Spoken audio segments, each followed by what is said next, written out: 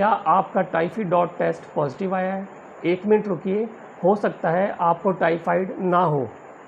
सिर्फ 2 मिनट में जानिए टाइफाइड के लिए बेहतरीन टेस्ट कौन सा है। WHO कौन से टेस्ट को रिकमेंड करता है? इंटरनेशनल गाइडलाइन के मुताबिक टाइफाइड को कंफर्म करने के लिए ब्लड कल्चर टेस्ट किया जाता है। टाइफाइड टेस्ट के अंदर फॉल्स नेगेटिव, फॉल्स पॉजिटिव आ जाते हैं, जिसकी वजह से डायग्नोसिस में प्रॉब्लम बनता है। According to WHO blood culture test को रिकमेंड करती है और ब्लड कल्चर टेस्ट सैंपल देने से पहले कम से कम 5 दिन के लिए एंटीबायोटिक बंद कर दी जाए, फिर इसका रिज़ल्ट ब्लड कल्चर का सही आता है। अब बात करते हैं इसकी रिपोर्ट की।